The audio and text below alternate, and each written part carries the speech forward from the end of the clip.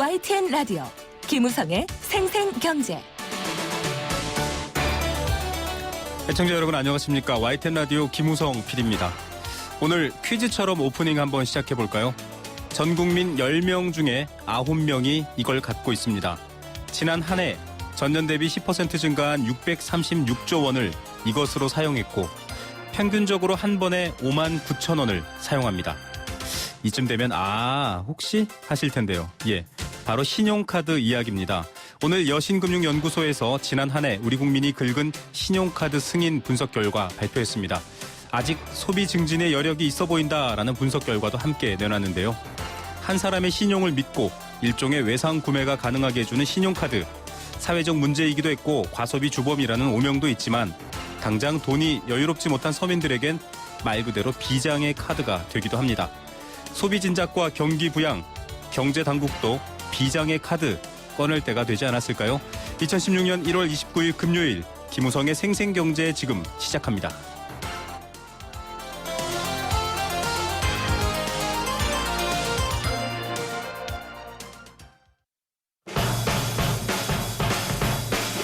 가장 빠른 증시 분석.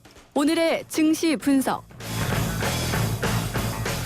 네, 방금 마감한 따끈따끈한 증시 소식 알아보겠습니다. 유한타증권 박진희 부장 연결되어 있습니다. 안녕하십니까? 네, 안녕하세요. 네, 오늘 증시 상황 어떻게 됐죠? 좀 알려주십시오. 네, 방금 말씀하신 대로 시장이 좀 따끈따끈하게 마감을 했습니다. 네. 종합주가 지수는 1912.06 플러스 5.12포인트로 마감을 했고요. 코스닥 시장은 682.80 플러스 1.51포인트로 마감을 했습니다. 시장이 하루 종일 매물에 시달리면서 외국인들 매도 속에서 급등락이 좀 이어지는 약한 모습을 보였습니다만은 장 막판에 기관의 매수세 유입으로 인해서 월말 드레시 성격의 반등이 좀 강하게 나타났고요.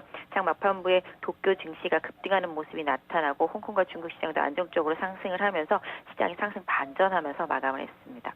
예, 지금 일본이 마이너스 금리 도입을 앞두고 있다. 잠시 후 저희가 뉴스에서도 소개해드리겠지만 이제 돈을 맡기면 이자를 받는 게 아니라 수수료를 내야 되는 건데요.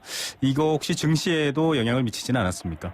네, 일본 증시가 급등한 이유는 바로 그것일 것 같습니다. 지금 미국 시장 같은 경우는 이제 양적 완화 이후에 지금 금리 인상을 하면서 이제 계속적으로 돈을 빨아들이는 정책을 쓰는 이런 부분들로 인해서 달러가 강세를 보이면서 글로벌 원자재 시장이 무너지고 신흥국들이 같이 무너지는 흐름을 보이면서 위태위태한 모습을 계속 이어가고 있었는데요. 최근에 좀 유가가 반등을 하고 미국의 금리 인상이 약간 저지되는 그런 흐름들이 이어지는 속에서 일본이 BOJ에서 일단은 금리를 마이너스 금리 수준으로 이제 유지한다라는 발표를 하면서 시장은 급등을 하게 되겠는데요. 유동성이 증가되는 그런 부분들을 좀 시장에서는 많이 환호를 하는 모습인 것 같습니다. 그러다 보니까 은행에 돈을 넣어놔도 마이너스 수수료를 맡겨야 되는 상황이다 보니까 쓸 것이다라고 보는 거죠. 그래서 일단 시중에 돈이 풀리게 되면은 이제 소비가 늘 수 있고 경기가 다시 회복되는 그런 부분들을 상당히 좀 안정적으로 시장에서 생각을 하고 급등하는 모습을 보실 수가 있겠는데요. 그런 흐름들이 좀 이어지고 있고 최근에 중국 시장도 조금씩 안정을 보이면서 일단 3월 달에 다시 또 유럽 쪽 통화정책회의에서 만약에 다시 한번 양적 완화 정책 이라든지 금리 정책을 좀 쓴다라면은 어느 정도 시장은 지금의 최악의 패닉 상태에서는 조금 벗어날 수 있다라는 기대감이 일정 부분 많이 작용하고 있는 것 같습니다. 예, 더 많이 풀리는 돈이 좀 시장으로 유입이 돼야 될 텐데요. 증권가 뉴스에서도 관심을 보이고 있지만 전통적인 이제 신흥 투자국이었던 브릭스, 브라질, 러시아 이런 등등의 나라가 죽고 틱스가 뜬다라고 하더라고요. 그래서 먼저 알아봤더니 한국, 대만, 중국, 인도를 중심으로 한 IT 산업을 얘기하던데요. 관련 주식이나 종목들 우리도 좀 영향받은 바 있지 않을까요? 네, 뜬다고는 하는데 도대체 우리나라는 어디서 뜨고 있는지를 모를 정도로 네. 뜨고 있는 것이 사실 별로 없습니다. IT 섹터 자체들이 지금 제조업 기반으로 해서 전반적으로 IT 산업이 그동안 좀 휴대폰을 중심으로 한 PC, 반도체를 중심으로 한 IT 산업이 계속적으로 시장을 좀 주도했다라면 지금은 다시 이제 좀 변화를 해가고 있죠. 네. 사물 인터넷을 중심으로 한 IT라든지 아니면 스마트카랑 관련되어 있는 이런 쪽을 중심으로 해서 만약에 산업이 재편된다라면은 긍정적인 부분들도 충분히 있을 수 있다라고 보여지고 있는데요.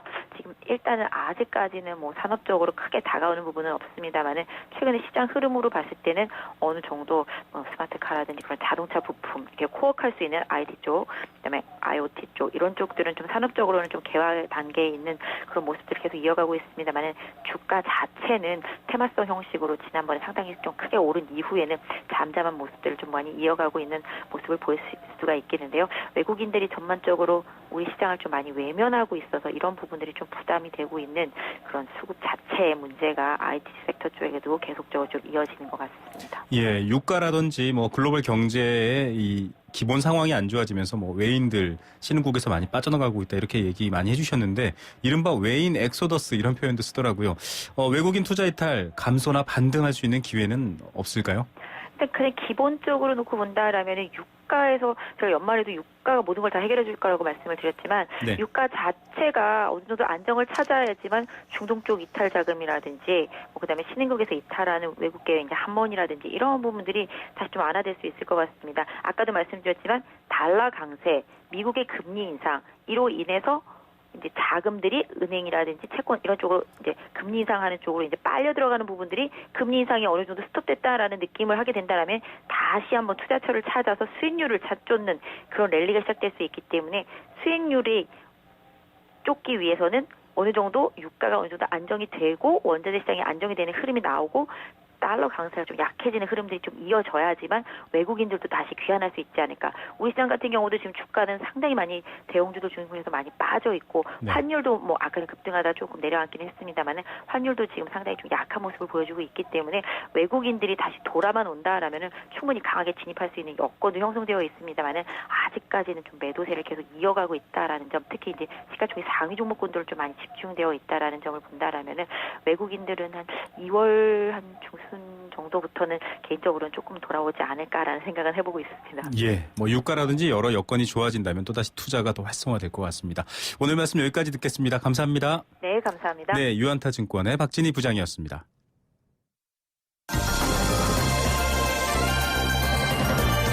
오후에 만나는 싱싱한 경제 소식, 경제뉴스 브리핑.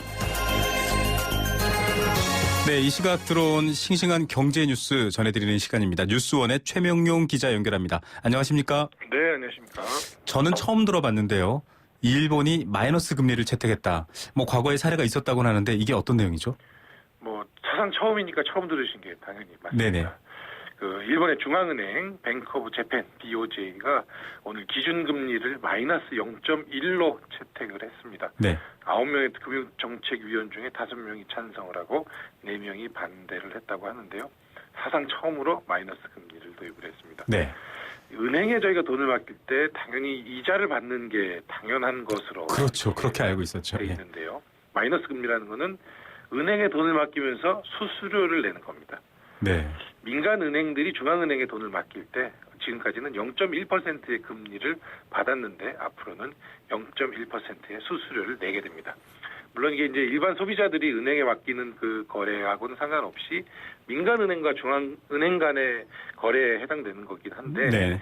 민간은행들이 중앙은행으로 돈을 갖고 오지 말고 시중에 풀어라 이런 시그널을 강력하게 내는 것입니다. 네. 이렇게 뭐 중앙은행과 일반은행 간의 이 마이너스 금리가 적용이 된다 그러면 이게 민간에도 어떻게든 영향을 미치게 되겠죠. 중앙은행은 장기 국채 매입 틀은 현재 수준이 연간 80조 엔, 약 803조 원, 그러니까 이만큼의 국채를 사들이고 돈은 시중에 풀겠다라는 그런 양적 완화를 계속 이어가겠다 이렇게 발표를 했는데요. 일본 중앙은행의 고민은 물가 상승률입니다. 네. 구로다 하루이코 총재가 2%의 물가 상승률을 달성하기 위해서는 추가 완화든 무엇이든 금융 정책을 뭐든지 쓰겠다 이렇게 입장을 발표한 적이 있었는데요. 올해 2016 회계년도의 일본 물가 상승률 전망이 좀 전까지는 1.4%였는데 이번에 0.8로 그걸 또 하향 조정을 했다고 하고요. 네. 2%의 물가 상승률 달성 시기는 2016 회계년도 하반기로 예상을 했다가 2017년 초반으로 이렇게 미뤄졌습니다. 그만큼 올해도 일본 경기가 안 좋다라고 이렇게 보는 그런 시그널입니다. 예, 이렇게 양적 완화를 하고 또 일본이 뭐 환율에 있어서도 뭐 유리한 고지를 차지하려고 하는데 우리나라가 역으로 피해를 입지 않을까 좀 걱정되는 면도 있습니다. 그런 면도 있고 이렇게까지 나온다는 거는 아무리 양적 완화를 해도 지금 일본 경기가 생각만큼 빨리 살아나지 네, 않는다라는 그렇죠. 그런 비관적인 시그널도 되기 때문에 이 글로벌 경제 저성장, 이 장기 침체에 또 하나의 좀 매듭 되는 것 같은 그런 느낌입니다. 예. 뭐 한동안 ELS 관련 뉴스 때문에 뭐 원금 손실이다 이런 얘기가 있었는데 지금 DLS 즉 원유 가격을 기초로 한 파생 상품이 1,000억 원대 손실이 났다. 뭐 여러 가지로 어려운 상황인데 이건 또 어떤 얘기입니까? 그렇습니다. 이게 금융감독원이 오늘 이제 국회의원실에 이런 자료를 지금 보고를 해서 세상에 알려지게 됐는데요. 네. 유가가 빠져서 무슨 관련된 뭐 상품들이 빠졌다 뭐 이런 얘기들은 참 많이 들었었는데 네네. DLS가 작년에 이제 마감이 된 만기가 돌아온 네. 원유 관련 DLS가 약 8,257억 원 정도였다고 합니다. 네. 이 중에 실제로 투자자들한테 돌려준 금액이 7,140억 원, 손실액은 1,117억 원, 평균 손실 13.5%를 기록을 했습니다. 네. 뭐 이 유가가 뭐 어마어마하게 빠졌기 때문에 13% 손실이다 그러면 안심해야 되는 거 아니냐라는 위로도 할 수 있겠습니다만 네. 해당 투자자분들에게는 참 안타까운 그런 소식인 것 같습니다. 증권사별로 손익률 차가 참 커서 더 눈길을 끄는데요. 미래에셋증권이 946억 원어치의 만기가 돌아왔는데 상한액은 412억 원어치 정도에 그쳐서 56%의 아주 가장 손실률이 큰 그런 불명예를 안았고요. 유한타증권이 23.8%, 대신증권이 17.1%, 신한금융투자가 14.4%, 현대증권이 10.2%, KDB대우증권이 7.4%, 지금까지는 다 마이너스 손실률을 말씀을 드렸고요. 이렇게 유가가 안 좋았는데도 소폭으로 이익을 냈던 그런 곳도 몇 군데가 있습니다. 하이투자증권 2.3, 삼성증권 1.6, 하나금융투자 1.0, 하나투자 0.7. 이건 이제 증권사별 전체 네. 평균이니까 이 상품별로는 다 다를 수는 있는데 이런 식으로 좀 통계가 나왔습니다. 예. 일부 일부 종목은 아주 좀 너무 심하다 싶을 정도의 손실률이 나왔는데 최근에 마감한 하나 스마트 DLS라는 상품은 무려 74%의 손실률을 그렇게 기록을 했다고도 합니다. 이게 요번에 끝나지 않을 것 같은 게 더 우려스러운데요. 지금까지 말씀드린 건 이제 만기가 돌아온 거고요. 네. 작년에 새로 발행한 DLS 발행액이 대우증권이 2,988억 원 수준이었고 뭐 NH투자증권, 대신증권 뭐 이런 곳이 다 1,800억, 1,200억 원씩 이렇게 팔았습니다. 작년 말 기준으로 만기 그 잔고로 남아 있는 발행 잔액이 1조 7천억 원 정도의 규모라고 합니다. 유가가 반등을 하면 다행이긴 하겠지만 지금과 같이 저유가 수준이 계속 이어진다면 이 관련된 DLS들도 다 손실이 날 수 있어서 투자자들한테는 좀 안타까운 그런 소식이 될 것 같습니다. 예. 국제 유가 반등의 기미도 사실상 보이지 않는다라는 평가가 계속 나오고 있어서 더욱 투자하신 분들뿐만 아니라 또 금융당국이 긴장할 것 같습니다.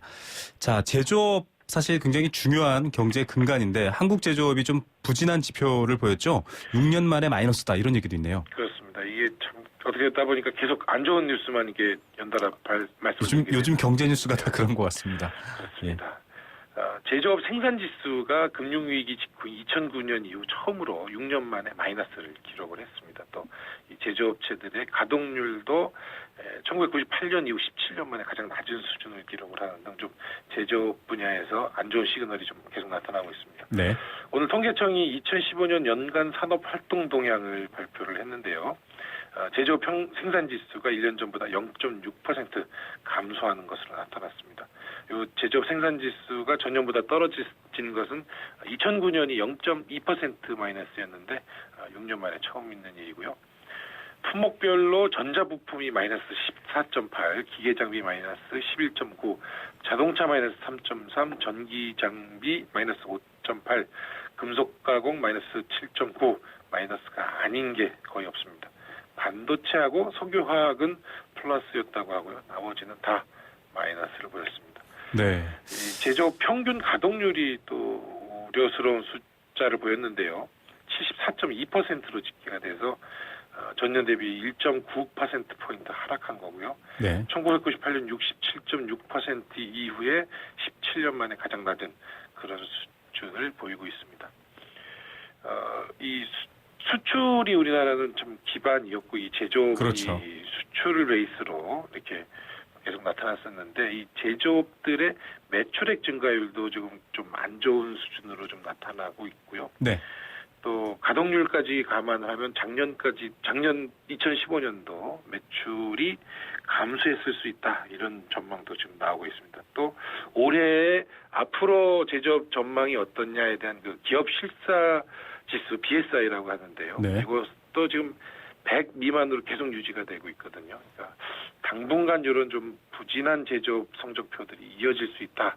이런 전망들이 계속 좀 나오고 있습니다. 네, 보통 뭐 경제 위기라고 말로 듣는 게 아니라 이렇게 지금 조사된 자료를 보면 얼마나 뭐 어려워지고 있는지, 또 이 공장에도 많은 또 근로자분들이 함께 일하고 있으니까 그 고통을 직접 확인할 수 있는 것 같습니다. 오늘 뉴스는 여기까지 듣겠습니다. 감사합니다. 고맙습니다. 네, 뉴스원의 최명용 기자였습니다. 건강기능식품 광고입니다. 장사를 하다가 급하면 잠깐씩 문을 잠그고 갈 수밖에 없는데 손님들한테 미안하죠. 한 번이라도 시원하게 아는 사람끼리 통하는 대한민국 1등 브랜드 CJ 제일제당 전립소 080-000-9988 1등 브랜드는 07년에서 14년 식약처 소팔메토 생산 실적 기준입니다. 야, 남자가 할 일이 얼마나 많은 줄 알아? 경기 봐야 돼, 게임도 해야 돼, 가끔 한눈도 팔고 차도 돌봐야지. 피부관리보다 하고 싶은 게 많은 남자들을 위하여 우르오스 올인원 모이스처라이저. 단 한 번으로 하루 종일 파워보스. 이것이 남자의 올인원. 남잘 아니까 우르오스. 네, 생생경제 1부 포스코와 함께했습니다. 생생경제 1부 마치면서 퀴즈 내드리고 있죠. 알칼리수로 건강해지는 내 몸 A수 생수 한 박스 선물로 드리고요. 사색하는 시인 원재훈의 내밀하고 진실한 독서 고백, 상처받을지라도 패배하지 않기 위하여 저자 사인본 남긴 책 선물로 보내드리고 있습니다. 정답은 단문 50원, 장문 100원의 정보 이용료가 부과되는 샵 0945, 우물정 0945번 문자로 보내주셔도 되고요. 스마트폰 앱 예스로도 참여하실 수 있습니다. 퀴즈 정답 말고 하시고 싶은 얘기 보내주셔도 됩니다. 자, 오늘의 퀴즈 내드릴게요. 저렴한 가격에 비해 품질이 좋다는 이유로 이것 상품, 이것 제품이 인기를 모으고 있습니다. 알뜰하게 소비하시는 분들은 요즘 이것 많이 찾으시더라고요. 브랜드, 품질, 상표 이런 것들보다 실속이 훨씬 좋다라는 소비 문화가 반영되고 있는 건데요. 우유, 시리얼, 쿠키, 라면 다양한 제품들이 출시되고 있습니다.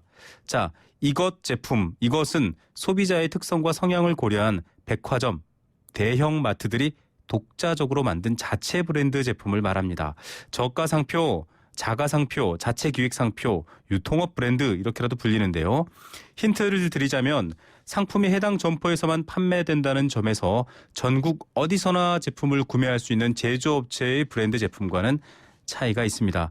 마케팅 유통비가 절약돼서 가격이 저렴한 이것 무슨 상품일까요? 예, 김우성 PD가 내드리는 퀴즈 여러분들 맞추시기 바랍니다. 살짝 연상되는 힌트를 드렸는데요.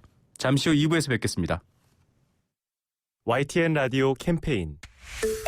대한간호협회는 보건복지부의 위탁을 받아 중소병원협회와 함께 간호취업지원센터를 운영합니다. 가족이나 간병인 대신 간호사로부터 간호를 받을 수 있는 포괄 간호 서비스를 확대 적용하기 위해선 더 많은 간호사 인력이 필요합니다. 환자에겐 편안하고 안전한 간호를 제공하고 환자 가족에겐 사회적 경제적 부담을 줄여주고 국민 건강 증진에 기여할 포괄 간호 서비스 제도.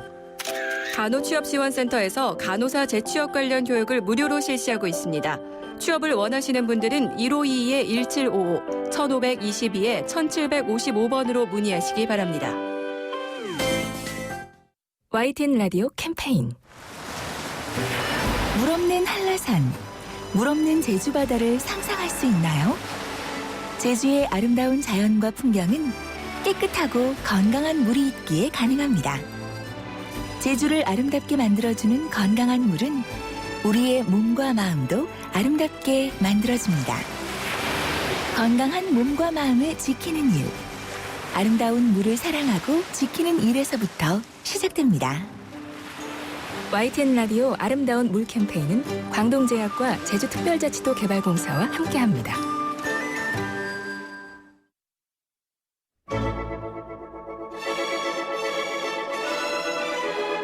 삶을 위한 생생한 라디오 경제. YTN FM 김우성의 생생경제. 자, 정부가 여러 가지 개혁안을 속도감 있게 아주 힘있게 추진하고 있습니다. 다소 밀어붙인다 이런 비판도 있는데요. 업무 성과에 따라 급여가 결정되는 성과 연봉제, 그동안 공공기관의 어느 급 이상 간부에게만 적용됐습니다. 앞으로는 조금 일반 직원까지 확대하겠다. 지금 이렇게 얘기하고 있고요. 이 공공기관 성과연봉제 권고안을 어제 정부가 발표했는데 성과에 따라서 연봉을 받는다. 성과 업무에 따라서 인정을 받는다. 당연하고 합리적인 얘기다. 이렇게 받아들이시는 분 많을 겁니다. 저도 좀 그렇게 생각하는 면이 있는데 노동계는 반발을 하고 있습니다. 그 이유가 뭘까요? 성과연봉제 둘러싼 쟁점에 대해서 짚어보고 또 문제점이 어떤 것인지 한번 알아보겠습니다. 고려대 노동대학원의 김성희 교수 연결합니다. 교수님 안녕하세요. 예, 안녕하십니까. 네, 어제였습니다. 유일호 경제부총리가 이 성과연봉제 관련해서 발표를 하고 추진하겠다 내놓았는데 관련 내용 좀 소개해 주시면서 간단히 평해 주시죠. 예.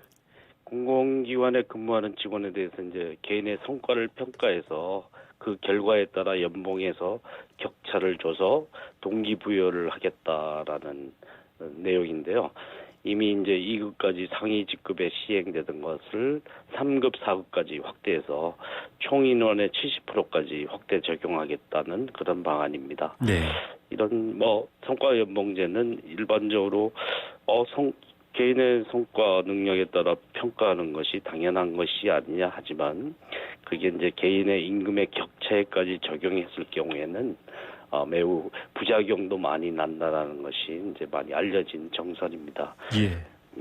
일반적으로 사실은 그동안 공공기관이랄까 이런 부분에 이제 뉴스들이 보도되면 적자에도 불구하고 성과급 잔치 이런 표현이 있었지 않습니까? 그만큼 철밥통이다. 너무 그런 평가 없이 그냥 가만히 있어도 돈을 받는다 이런 비판이 있었어요. 그런 이유 때문인지 모르겠지만 정부가 이렇게 성과연봉제 확대하고 추진하는 것, 그 배경 어떻게 짚고 계십니까? 최근에 그 성과급 잔치를 벌인 것은 은행들이 실적이 별로 안 좋은데 그 경영진들이 성과급 잔치를 한 게 이제 나왔었고요. 그렇죠.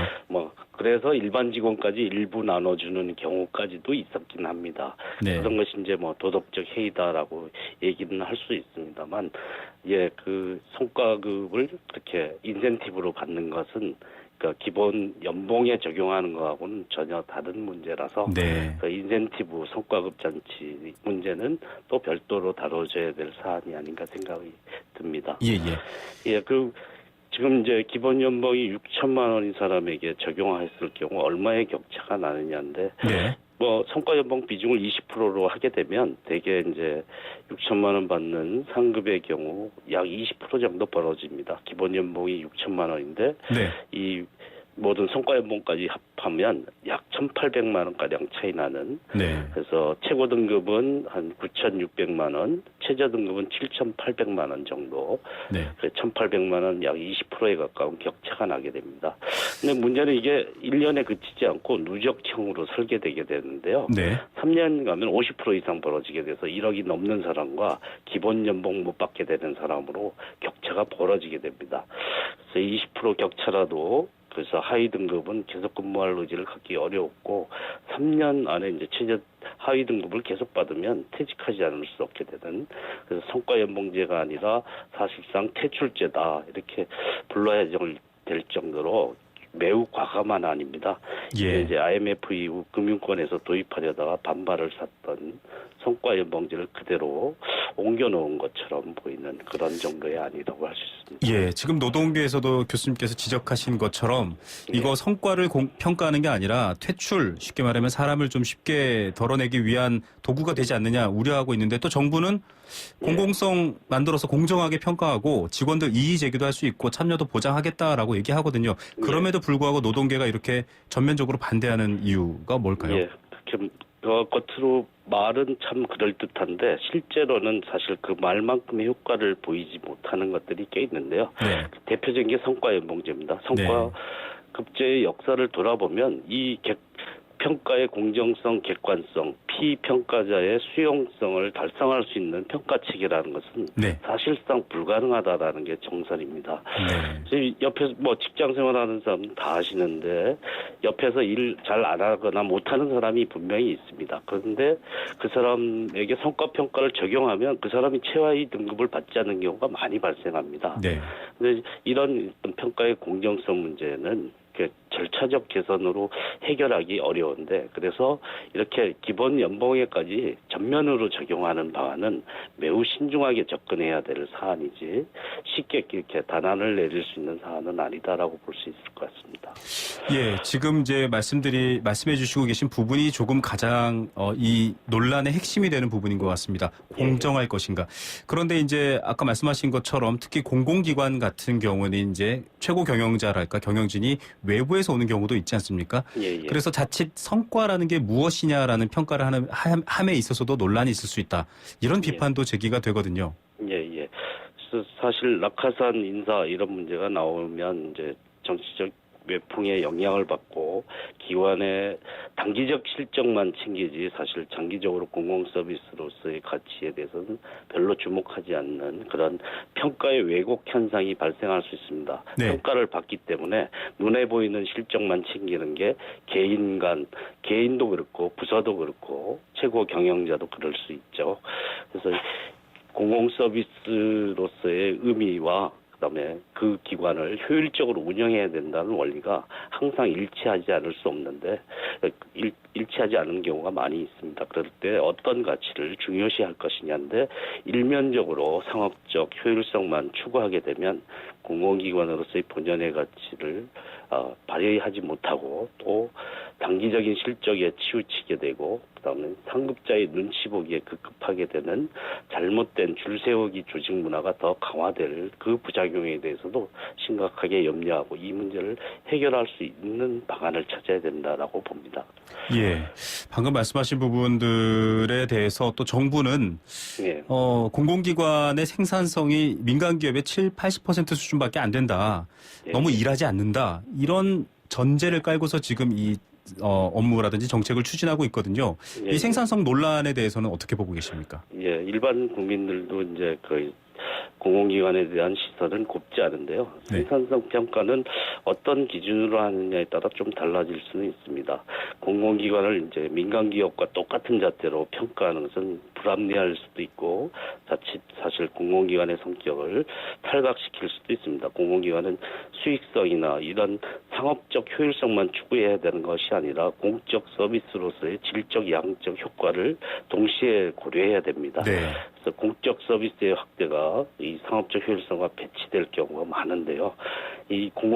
물론 이런 문제 평가 기준을 달리하더라도 공공기관의 방만한 운영의 문제는 분명히 있습니다. 이 문제는 상업적 효율성을 우선시하는 경영평가나 성과연봉제 도입으로 치유될 수 있는 것이 아니다. 오히려 그를 더 강화할 수도 있다는 점에서 공적 참여나 감시 시스템을 통해서 해결해야 되는 과제이지 성과연봉제 도입으로 눈에 보이게 뭔가 하는 것처럼 보인다고 해서 이 문제가 해결되는 것은 아니다라는 점은 좀 깊이 새겨야 되는 것이 아닌가 생각합니다. 예. 자, 조금 미시적으로 바라보면 지금 이제 노동 현장 특히 이런 공공기관에서 승진을 거부합니다. 그 이유는 이제 성과연봉제가 아니라 호봉제로 이제 쉽게 말하면 연차에 따라 자동적으로 임금이 올라가는 걸 유지하기 위해서라고 하는데 그런 부작용이나 폐단 같은 걸 또 놔둘 수도 없지 않습니까? 교수님이 말씀하신 어떤 질적, 양적인 효율성도 중요하겠지만 그런 문제 제기에 대한 정부의 어떤 의지 같은 것들은 또 반영돼야 되지 않나 이런 얘기도 있거든요. 해결 방법을 좀 제안해 주신다면요. 예, 개인 성과 평가가 부작용이 만만치 않기 때문에 연공급도 이제 부작용이 있다라고 얘기를 하지만 연공급만 일방적으로 부작용이 있는 것처럼 얘기되니까 이 균형을 찾아야 된다라는 얘기고요. 연공급 호봉제로 계속 올라가서 별로 일을 열심히 하지 않아도 계속 임금이 오르지 않느냐 하는 얘기를 많이 하게 됩니다. 근데 연공급이 이제 그 공공기관에서 차지하는 임금의 비중이 얼마냐 이런 것을 좀 잘 따져봐야 될 것 같고요. 그래서 안정적으로 올라가는 임금 기본급 연차만 쌓이면 올라가는 임금 비중은 50% 미만입니다. 그러니까 이제 연동되는 임금을 어떻게 설계할 것인가 해서 성과급제를 도입할 것이냐 이제 이런 것인데요. 개인 성과 평가가 불합리한 경우가 많기 때문에 이것을 부서의 집단 성과급이나 전체 조직의 집단 성과급으로서 평가하는 것이 좋을 것이고 그래야지만 개인 성과급이 갖는 폐해를 막을 수 있다라는 점에서 좀 다른 그런 기본 연봉 외에 연봉을 어떻게 설계할 것인가에 대해서는 다른 접근 방법들도 가지고 있는데 개인 성과급에만 목매는 것은 바람직하지 않다라는 의미입니다. 예. 이 개인 성과급에 목매일 경우 또 경쟁이나 어떤 아까 말씀하신 것처럼 평가 자체가 왜곡되는 경우가 있기 때문에 좀 다시 봐야 된다 이런 말씀을 해주셨고요. 예. 끝으로 지금 뭐 양대 지침을 비롯해서 정부가 이 노동개혁 드라이브 아주 강력하게 걸고 있습니다. 노동계 반발도 만만치 않은데 이 정부가 이렇게 서두르는 배경에 대해서 교수님 한번 평해 주신다면 어떤 내용일까요? 예, 뭐 정치의 계절이 가까워져서 그런지 사실 공공부문에 대한 일반 국민의 시선이 곱지 않기 때문에 공공부문을 건드리는 일은 모두 국민에게 박수를 받을 일이라고 생각하고 이런 일이 좀 과감하게 좀 얼핏 보기에는 무모하다 싶을 정도로 그런 안을 던지는 것이 아닌가 생각이 듭니다. 네. 우리나라 IMF 이후에 연봉제, 성과연봉제를 많은 대기업들이 도입을 했는데요. 네네. 소리 소문 없이 사실 형해화됐습니다. 사실 그 이유는 개인 성과급이 갖는 그 부작용이 조직 문화에 미치는 부작용과 폐해가 만만치 않다라는 거거든요. 그래서 매우 이렇게 신중하게 접근해야 될 사안을 좀 더 뭔가 하는 듯이 보이는데 집착해서 추진해야 될 일은 아니지 않는가. 그래서 공공기관의 역할과 효과적인 운영 방식에 대한 좀 더 질적 접근과 구조적인 해법을 모색하는 일에 좀 주목해야지 당장 인기 영합 위주의 정책을 피기에는 공공부문은 너무 소중한 영역이 아닌가 생각이 듭니다. 예, 공적 부분에 대한 좀 다른 시선을 요구하셨습니다. 오늘 말씀 여기까지 듣겠습니다. 감사합니다. 예, 고맙습니다. 네, 고려대학교 노동대학원 김성희 교수였습니다.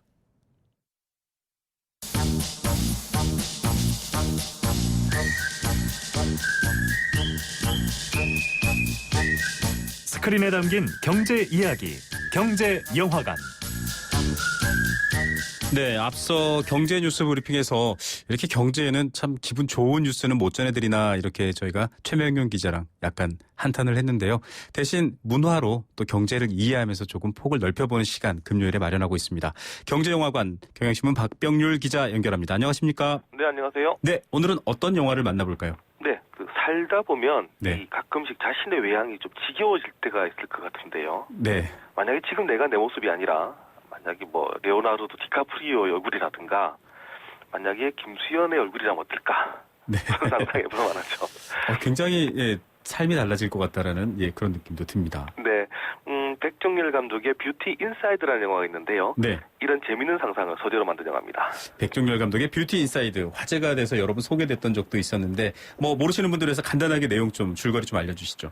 네, 우진이라는 이제 주인공이 있습니다. 이 우진은 매일 아침 일어나면 그 자신의 얼굴과 몸매가 달라집니다. 매일 아침 달라지는 건가요? 네, 네. 남자가 되기도 하고요, 여자가 되기도 하고, 아이가 되기도 합니다. 또 노인이 되기도 하고요, 키가 큰 사람이 되기도 하고, 키가 작은 사람이 되기도 하고, 심지어 일본인이 되기도 하고, 또 체코인으로도 변합니다. 네. 우진은 이제 일상에서 자신이 이제 맞춤형 가구를 만들어서 이것을 인터넷에 팔고 이렇게 네. 살아갑니다. 우연히 그 가구 판매상인 마마 스튜디오라는 곳을 들르게 되는데요. 네. 이곳에서 이제 상냥하면서도 박식한 이수라는 한 여성을 만나게 됩니다. 네. 이수는 처음으로 이제 매일 얼굴이 달라지는, 몸매가 달라지는 우진을 좋아해주는 여자가 됩니다. 네. 하지만 이수도 이렇게 매일 달라지는 우진이 버거운데요. 이수가 정말로 좋아했던 진짜 우진은 누구일까? 이런 것을 좀 찾아가는 그런 내용의 영화입니다. 예, 굉장히 독특한 판타지인 것 같습니다. 자, 매일 달라지면 뭐 사람은 취향이 있을 테니까 여주인공도 좋은 얼굴이 있을 테고 싫은 얼굴이 있을 텐데요. 네. 이 우진은 이 영화에서 보면 이제 가끔씩 이제 자신이 멋진 남성으로 변할 때마다 이제 클럽을 찾아갑니다. 네. 이 여성을 사귀기 위해서인데, 하지만 이제 자신의 사랑은 언제나 하룻밤에 끝납니다. 그렇죠. 다음날 바뀌니까. 예. 그렇죠. 자신도 예상하지 못한 제3인물로 변하는데, 마침내 아주 멋진 남성으로 변한 날, 우진은 이수에게 이제 데이트 신청을 합니다. 네. 그날 이제 우진은 이렇게 외칩니다. 드디어 됐다. 아무리 겉모습보다 내면이 중요하다지만 첫인상이 좋아야 기회가 생긴다. 이렇게 얘기를 합니다. 예. 네, 이 얘기가 이제 어떻게 경제 이야기로 풀어질지 또 궁금해집니다. 네, 이 외모에 대한 결국은 이야기인데요. 네. 그 캐서린 하킴 런던 전경대 교수의 눈에는 바로 이 외모도 자본이라고 합니다. 아, 외모도 자본이다. 네, 이른바 에로틱 캐피털 이렇게 얘기를 했는데요. 우리말로 번역하자면 미적 자본 혹은 매력 자본쯤 됩니다. 네네. 이 하킹 교수 에로틱 캐피털이라는 논문을 냈는데요. 여기서 이제 자본에는 4가지 종류가 있다 이렇게 밝혔습니다. 네. 돈과 땅과 같은 경제적 자본이 있고요. 또 이제 문학과 예술에 대한 지식 같은 문화적 자본, 네. 그리고 이제 사회적 인맥이나 네트워크 같은 사회적 자본, 그리고 마지막으로 외모인 에로틱 캐피털, 즉 미적 자본이 있다 이렇게 밝혔는데 네. 실제로 이 미적 자본은 개인의 결정에 영향을 미치는 아주 중요한 자본이지만 학계에서는 일부러 이것을 무시했다.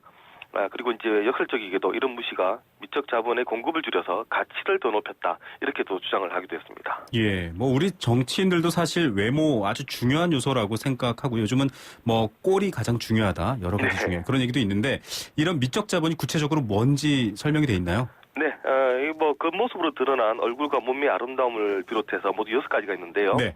성적인 매력이 있고요. 네. 또 이제 그러니까 뭐 남성과 여성으로서 매력 이런 걸 의미하고요. 또 부침성이 있는 사회성, 네. 그리고 이제 건강미가 있는 활력, 또 사회적 표현력, 그리고 이제 성적 능력, 즉 이제 외모로 보여줄 수 있는 모든 것을 다 포함하는 게 바로 네. 미적 자본이라는 얘기입니다. 사실 우리가 살다 보면 아주 잘생기고 멋진 외모가 아니더라도 아주 또 부침성이 있든가 사회성이 좋아서 매력적인 사람들이 참 많은 것 같습니다. 뭐 연예인 중에 뭐 유재석 씨라든가, 네. 그다음에 또 추성훈 씨 같은 경우는 또 아주 네. 건강미 있는 활력이 또 넘치는 그런 스타이기도 합니다. 네. 그래서 이제 이런 미적 자본은 이 6가지 의미가 있다 이렇게 얘기를 합니다. 예, 이 미적 자본 혹시 박 기자님께서는 미적 자본이 있으신가요?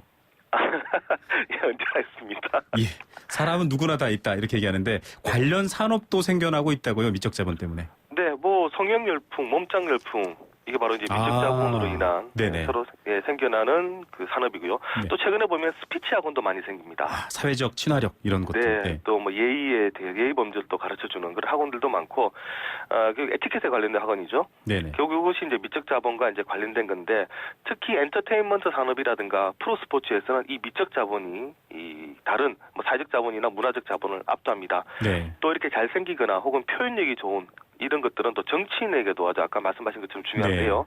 이 최근에 그 캐나다 신임 총리 그 저스틴 트루도 예. 이 외모가 아주 출중했다. 외모 영향을 받다는 훈남이죠. 얘기를 듣고 있고요.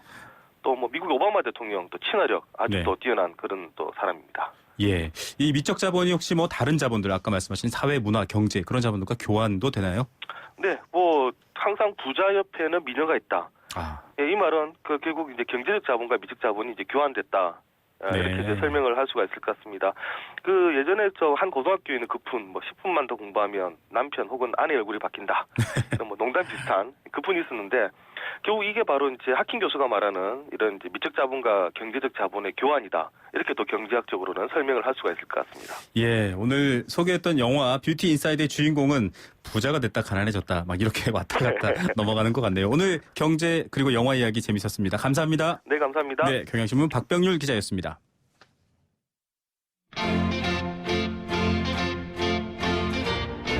문화로 만나는 재미있고 유익한 경제, 경제 신간. 어릴 적 부모님들이나 학교 선생님들 항상 이렇게 말씀하십니다. 야, 책 속에 답이 있다라고요. 자, 책과 지식을 통해서 또 경제 상식을 키우는 시간입니다. 경제 신간 홍순철 북칼럼니스트 연결합니다. 안녕하십니까? 안녕하세요. 네, 오늘은 어떤 책을 소개해 주실 건가요? 예, 인간은 필요 없다. 인간은 필요 없다. 예. 예. 제목은 좀 센데. 예, 제목부터가 좀 섬뜩하죠. 네. 예, 이세돌 구단과 인공지능 컴퓨터의 바둑 대결 소식이 화제는 예. 화제인데요. 맞습니다. 구글이 아주 심혈을 기울여서 하고 있다고 알려져 있습니다. 그렇습니다. 영화에서나 가능했던 일들이 이제 현실로 다가오고 있다는 겁니다. 네. 로봇이 모든 걸 대신하는 그런 시대가 오고 있는데요. 인간이 점점 쓸모없어지고 있습니다. 네. 미국 스탠퍼드 대학교 정보학 교수이면서 인공지능학자인 제리 카플라는 이 책을 통해서 인공지능 시대의 부와 노동의 미래에 대해서 이야기를 하고 있는데요. 네. 인공지능 시대가 과연 인간에게 득이 될 것인가 아니면 해가 될 것인가 그 전망에 대해서 책을 통해 이야기를 하고 있습니다. 예, 사실 영화 같은 얘기지만 성큼 다가와 있다라는 느낌도 들거든요. 자, 인공지능, 정보통신 기술 발전하면서 좋은 점들도 많이 부각되고 있지만 또 두려움들도 있고 점점 논의가 깊어질 것 같은데 어떻습니까? 그렇죠. 얼마 전 최신 과학기술을 한자리에서 만날 수 있는 2016 세스 국제가전박람회가 열렸잖아요. 네네. 올해 기조연설을 맡았던 IBM의 지니 로메트 회장이 인공지능이 장착된 로봇과 함께 등장을 해서 눈길을 끌었습니다. 네. 또 제4차 산업혁명을 주제로 한 다보스 포럼에서 인공지능과 로봇의 발전으로 2020년까지 무려 510만 개의 일자리가 사라질 수 있다. 이런 또 전망을 내놓았거든요. 네네. 이게 인공지능이 미래 산업을 이끌 핵심 기술로 평가받지만 최근 들어서 비관적인 전망도 늘어나고 있는 상황인데요. 네. 기술 혁명이 일어날 때마다 많은 일자리가 사라졌죠. 근데 인공지능을 핵심으로 하는 제4차 산업혁명은 인간의 삶과 생계 수단을 근본적으로 변화시킬 것이다라고 최근 진단을 하고 있습니다. 예, 뭐 아주 오래전에 러다이트 이런 것도 떠오릅니다. 기계 때문에 일자리를 잃어버려서 먹고 살기 힘들다. 기계를 부셔라. 뭐 이런 얘기였는데 비슷한 좀 갈등이 일어나지 않을까 걱정도 되거든요. 특히 고용 시장에는 많은 변화를 주겠죠? 그렇습니다. 실제로 1960년대에 IBM이 인공지능 기술 연구를 했다고 그럽니다. 네. 근데 이 소문이 외부로 퍼져나가자 중요 이 거래처의 윗선들이 이 IBM 컴퓨터 구매를 꺼리기 시작했다고 그러는데요. 네. 왜냐하면 이 컴퓨터가 언젠가는 자신들의 일자리를 위협할지도 모른다라는 염려가 생겼기 때문이죠. 그래서 관리자들이 구매 자체를 거부했다고 그럽니다. 네. 그래서 1960년대 당시에 IBM은 이 인공지능 연구팀을 해제를 했고 영업사원들에게는 고객들에게 컴퓨터는 프로그램된 기능만 수행할 수 있다. 이런 답변을 해라라고 지시를 했다고 그러는데요. 네. 이렇게 인공지능은 컴퓨터가 널리 사용되기 전부터 뭔가 좀 두려운 대상이었던 것 같습니다. 예. 하지만 2015년 지금 이 인공지능은 빅데이터와 사물 인터넷과 접목돼서 빠른 속도로 인간의 일상을 차지를 하고 있죠. 사실 단순했던 컴퓨터 프로그래밍은 인간의 두뇌를 활용한 신경망 프로그래밍으로 발전되고 있고 네. 점차 인간의 능력을 뛰어넘는 인공지능 그리고 우리가 영화 어벤져스 에이지 오브 울트론에서 본 것처럼 인간을 파괴할 수 있는 수준에까지 다다를 것이다라고 최근 이야기를 하고 있는 겁니다. 예, 앞서 말씀해 주신 것처럼 그 구글이 만든 컴퓨터와 이세돌 구단의 바둑 대결, 그 컴퓨터가 그 수천만 건의 바둑 그림을 읽어서 스스로 학습한다 이런 얘기가 소개가 됐거든요. 이런 식으로 들어온다면 앞으로 여러 가지 인간이 머리 아파하고 뭐 판단하기 싫어하는 것들조차도 실제로 인공지능 컴퓨터라든지 기술이 대신하지 않을까 이런 걱정이 있습니다. 삶 속에도 이미 깊숙이 그런 기술이 들어와 있죠. 그렇습니다. 이미 우리의 일상 속에 스며 들어와 있죠. 이 구글의 검색 엔진, 아마존의 도서 추천, 또 페이스북의 얼굴 인식은 이미 인공지능이 우리의 삶 속에 들어와 있는 바로 그러한 사례들인데요. 네. 그 밖에도 우리가 눈치채지 못하는 사이에 많은 영역에서 인공지능 기술이 실제로 응용이 되고 있고 그 가치를 먼저 알아낸 소수의 사람들이 미래의 부까지 지금 움켜쥐려고 하고 있다고 그럽니다. 예를 들어서 초단타 매매 알고리즘을 개발한 투자 상담가 데이브 쇼는 네. 전 세계 금융시장에서 쏟아져 나오는 이 데이터를 초스피드로 수집을 하고 분석해낸다고 그럽니다. 네. 이게 인공지능 기술의 중요한 부분인데요. 이걸 이용을 해서 어마어마한 부를 축적을 하고 있고요. 네. 아마존의 제프 베조스 또한 이미 인공지능을 활용을 하고 있는데 20년 가까이 실구매자 2억 명 이상에 대한 상세한 개인 정보를 포함해서 구매 이력과 구매 습관을 담은 방대한 통계를 수집해서 그것들을 큐레이션 서비스를 통해서 소개를 하고 있는데 이런 것들이 점차 인간의 어떤 기능과 접목되어지는 그런 현상들을 우리가 지금 경험을 하고 있는 겁니다. 예, 문득 뭐 개인적인 생각입니다만 인간의 행동을 완벽하게 이해하는 기술이 생겨나고 있는데 인간의 마음은 이해할 수 있을까 이런 반문이 들기도 합니다. 그런데 이런 식으로 발전이 되다 보면 결국 인공지능이라는 시스템이 진짜 인간을 앞서가고 인간을 지배하는 상황까지 돼버리지 않을까 이런 우려들 많이 할 텐데 이 책에서 미래 어떻게 진단하고 있습니까? 예, 저자는 이 책의 서문을 통해서 미래 사회가 인공지능 대 사람이 아니라 자산 대 사람의 투쟁이 될 것이다. 자산 대 사람. 예. 예, 그러니까 기술 발전이 자본이 있는 소수에게는 엄청난 돈을 몰아줄 것이다. 네. 반면에 가진 것이 노동력뿐인 사람들은 점차 일자리를 잃게 되고 그늘로 몰려나게 될 것이다. 이런 분석을 내놓고 있는데요. 네. 아울러 하루가 무섭게 기술 발전이 정말 빠른 속도로 진행되는 상황에서 지금 우리가 학교에서 배우고 있는 지식과 기술이 어떤 의미가 있을지 곰곰이 생각할 시점이다라고 이야기를 하고 있습니다. 네. 최근 들어서 기술 발전과 그로 인한 부작용에 대한 걱정들이 하나둘씩 드러나고 있는 상황에서 이 책들은 제법 진지한 질문들을 던져주고 있는데요. 물론 그러면 어떻게 해야 될까? 뾰족한 해답이 제시되고 있지는 않습니다. 원론적으로 이 인공지능과 인간의 공존이 중요하고 지금까지의 자유시장, 시장 경제체제, 노동시장에 대한 전면적인 수정과 검토가 필요하다라고 책을 통해 역설을 하고 있는데요. 네네. 하지만 이 책은 이러한 질문을 우리가 던져보고 정말 우리의 미래가 인공지능으로 인해서 어떻게 될 것인지 끊임없이 기술의 발전에 대해서 우리가 지금까지 그것을 누려만 왔는데 이제는 그 부작용까지 함께 고민해야 되는 그러한 시발점을 제시해 준다라는 측면에서도 상당히 의미가 있는 책이라고 할 수 있습니다. 자, 제리 카플란이 쓴 인간은 필요 없다. 저는 책 내용의 반대처럼 되면 좋겠다라는 기대도 한번 가져봅니다. 오늘 네. 여기까지 듣겠습니다. 감사합니다. 감사합니다. 네, 경제신간 홍순철 북칼럼니스트였습니다. 건강기능식품 광고입니다. 장사를 하다가 급하면 잠깐씩 문을 잠그고 갈 수밖에 없는데 손님들한테 미안하죠. 한 번이라도 시원하게 아는 사람끼리 통하는 대한민국 1등 브랜드 CJ 제일제당 전립소 080-000-9988 1등 브랜드는 07년에서 14년 식약처 소팔메토 생산 실적 기준입니다. 네, 클로징 들어가기 전에 잠시 속보 하나 전해드리겠습니다. 이태원 살인사건으로 유명한 패터슨. 살인죄가 유죄로 판단된다라는 속보가 들어오고 있습니다. 에드워드 리 패터슨 공범으로 인정된다. 이런 취지의 재판 상황이 전해지고 있습니다. 자세한 소식은 정신뉴스에 또 전해드리겠습니다. 자, 오늘의 퀴즈 정답은 PB 상품이었습니다. PB. 예. 프라이빗 브랜드라고 얘기를 하는데요. 정답 맞춰주시는 4076님. 시장 빵집에서 일하는 저로서도 우리 가게만의 베스트 PB 상품을 만들 수 있게 노력해야겠습니다. 예, 응원드립니다. 손님들 많이 찾는 맛있는 PB 만들어주시기 바랍니다.